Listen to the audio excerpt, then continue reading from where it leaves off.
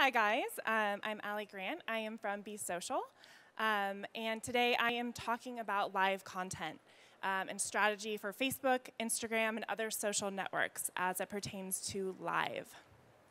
So let's get started.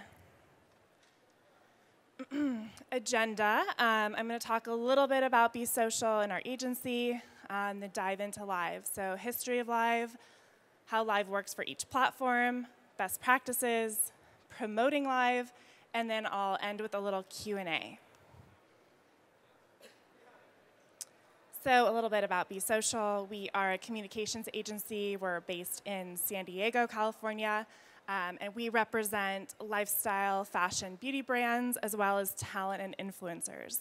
With Facebook, it started with status updates. You'd be on the go, you'd be sharing your status, which would technically be real time. Twitter created an easy, short blurb that you could send out as you're on the go. Instagram allowed for sharing photos instantly, and now Snapchat allowed for on-demand video sharing. So the word real time has been in social media for a while now, but with the launch of live, it truly is real time. It's right as when you're saying it. So going live and what it means. So going live on any social channel allows the user to utilize live video broadcasting to connect with their followers and fans in real time. And it's basically the next step in video consumption.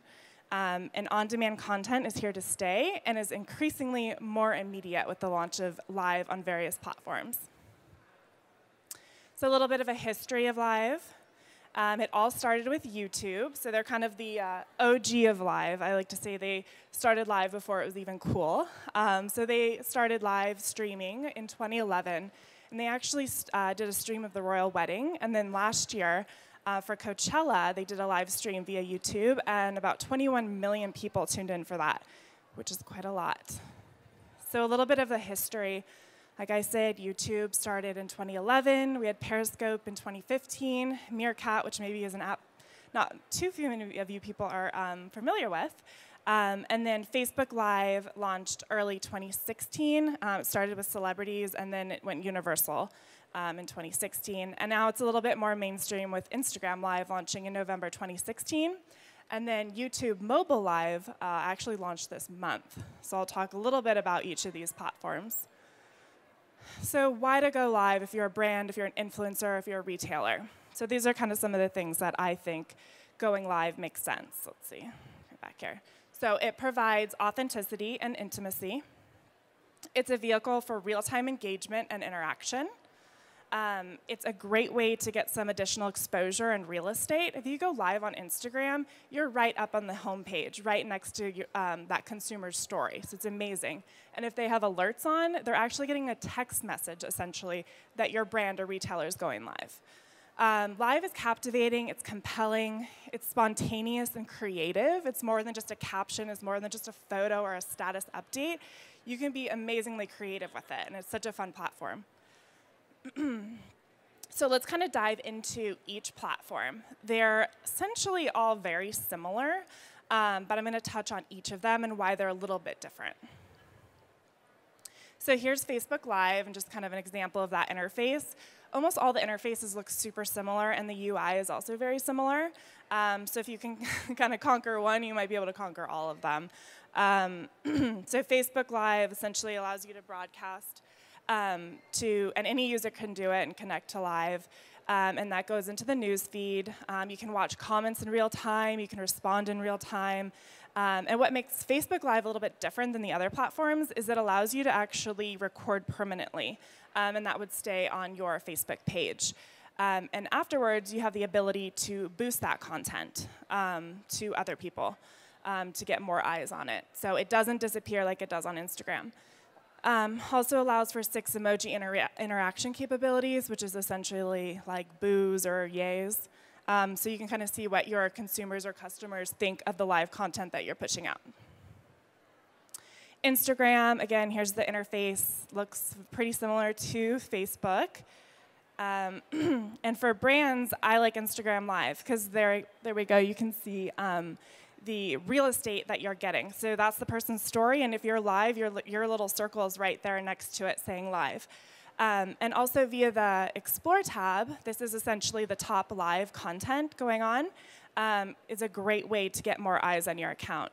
And how to get there, go live often, have a lot of interaction on your live content. But that's a great way to get additional followers and to get additional eyes on your content you're streaming.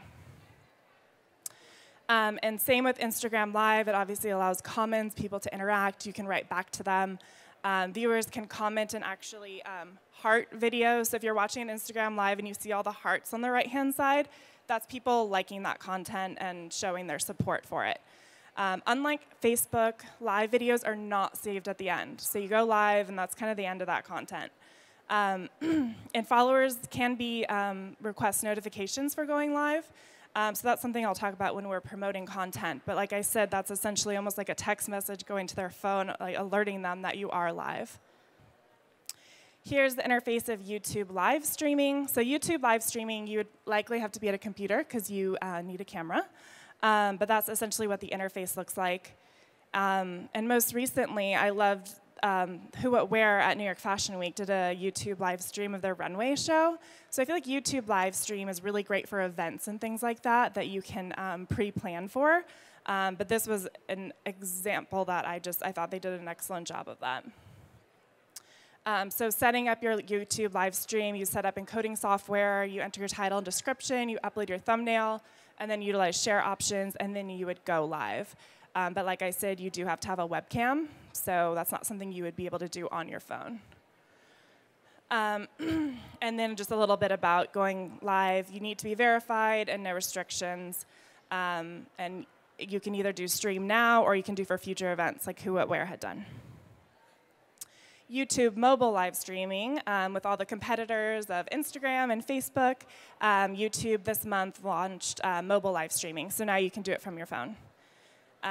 So you don't need your webcam or internet connection. Now all you need is a phone. The only thing is this is only available to subscribers who have 10,000 plus. I assume they'll launch it to everyone shortly, but they're kind of testing it out with those who have 10,000 subscribers. So a little bit about best practices. So deciding which platform to go live on. Obviously, go where your followers are. If Instagram is your platform that has the most followers, you're going to want to go live there. So determine what your largest fan base is and choose that as your platform for going live. Pick a time and stick with it. So look at your follower demographic to see where your audience is most active and plan around that schedule. So if your demographic is high schoolers, you're not going to want to do it at a time during school hours, because to tune into live, you need to have your sound on, you need to be able to comment and engage. So you really need to be at a time where they can have some quiet time, they can tune in, and they're able to put 100% full attention to it. So make sure you pick a time that allows your customer or consumer to do that. And then when you pick a time, stick to it, because you're going to have to do a ton of pre-promotion. So if you're saying you're doing it 4 p.m. on Wednesday, stick to 4 p.m. on Wednesday. Don't do 4:05 p.m. Wednesday. Do it exact time. A few best practices: respond to comments. I mean, this is an amazing opportunity to talk directly with your customers. Call them by name, address them by name, interact with them, answer their questions. You can pin comments for most of the platforms, so that allows you to pin the comment that you're addressing at the time, because you'll notice there's a little bit of a delay. So if you don't pin the comment, people will be like, oh, what are you talking about? No one asked that question. So just make sure you pin it so it's at the top and people know that that's the comment you're addressing.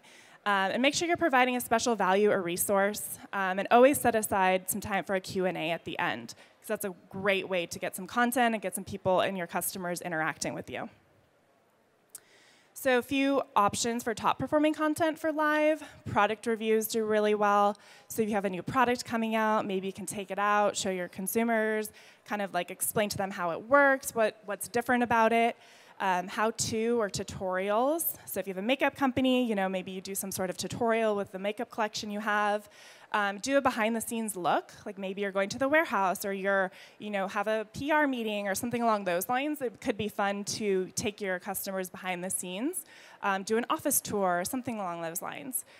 Interviews are great, so maybe you pull in your product designer or your director of PR and bring them in and interview them so your customers can get an idea a little bit more about your brand. A Q&A with fans. You could just launch live and just do a Q&A and have people comment, questions, all of that. It's also great for launch promotions and things that are new. Okay, and then promotion. Let's talk a little bit about that. So treat your live stream like a live TV event. You definitely need to prep your potential viewers beforehand. Tease the live stream on your other social platforms. So post it on Instagram, Facebook, Twitter. Tell people you're going to be going live. And like I said before, set a time and stick to it. Maybe 24 hours in advance, talk about the different things they'll learn, the resources they'll get out of it, what's exciting about this live and why they should tune in. You could push information into a newsletter, into a company blog. Essentially, just really push the content and the fact that you're going live to your followers. Because as you all know, going live, you can see how many people are viewing it. So that's kind of just a raw feeling, right? Like everyone can see how many people are tuned into your content. So promote the heck out of it. You can also do some boosting of the content. So maybe on Facebook, put together a graphic or some, an image and caption that makes sense that, about the live content, and then boost that to your potential customers and audience. And after the fact on Facebook, like I said before, you can boost the content that you just went live with. So if people missed it, you can boost it and then, maybe create a caption that's, we'll be doing this every Wednesday, so tune in next time. This is an example of what you'll see. Another thing with promoting live is consistency. So if you plan to go live frequently, pick a consistent time so people know. If it's Wednesday at 4 p.m., do that the following week.